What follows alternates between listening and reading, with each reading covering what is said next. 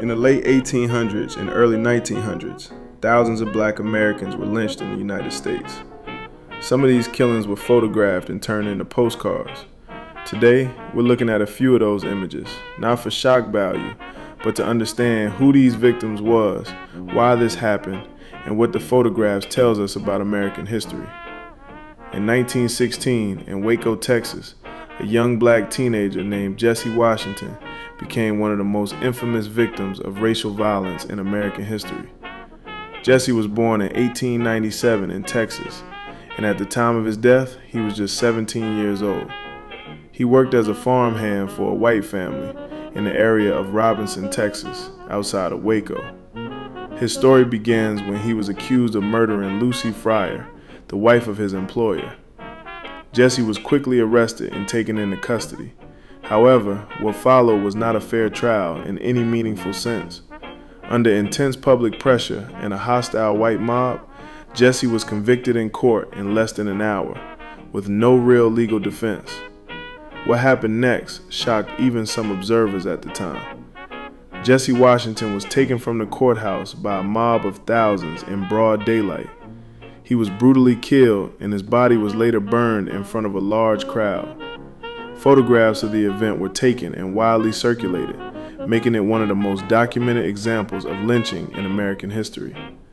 The event became known as the Waco Horror, and it drew national attention, sparking outrage from civil rights groups like the NAACP, who used it as evidence of the urgent need to end racial terror in the United States. In 1909, in Cairo, Illinois, a case of racial violence showed that lynching was not limited to the Deep South. It also happened in northern states, often with the same level of brutality and public participation. The victim, William Froggy James, was a black man living in Cairo, a small city located at the southern tip of Illinois, where the Ohio and Mississippi rivers meet. At the time, tensions between black residents and white communities in the area were extremely high due to segregation, economic competition, and racial hostility. In November 1909, William James was accused of murdering a young white woman named Anna Pelly. Before any meaningful legal investigation could take place, rumors spread rapidly throughout the city. Within hours, a white mob formed and demanded immediate justice. Authorities attempted to move James out of the area for his safety, but the mob intercepted him. He was captured, brought back into the city, and brutally killed in a public lynching. What made this case particularly significant was what happened afterward. The violence did not remain hidden. It became a public spectacle. His body was burned in front of a large crowd, and postcards were later produced and circulated showing the aftermath. The event sparked national attention and outrage from early civil rights organizations like the NAACP, who used cases like this to document the widespread nature of lynching in America and push for federal anti-lynching legislation. The Cairo lynching remains one of the clearest examples of how mob violence could erupt in the North just as violently as in the South, especially when racial tension and accusations met a lack of legal protection. The stories of Jesse Washington and William Froggy James are only two among thousands.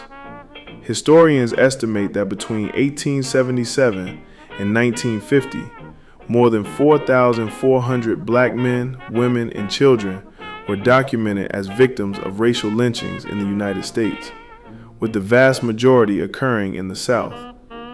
Researchers also recognize that the true number may never be known because many killings went unreported, were deliberately concealed, or were never officially investigated. Every photograph from that era represents more than a single moment in history. It represents a life that was interrupted, a family that was forever changed, and a community that was forced to live with fear. As these final photographs appear on your screen, remember that behind each face was a person with a name, a family, and a story. Some of those stories have survived through historical records. Many others have been lost to time. Understanding this history isn't about dwelling on the past. It's about making sure these lives are not forgotten. Thank you for watching.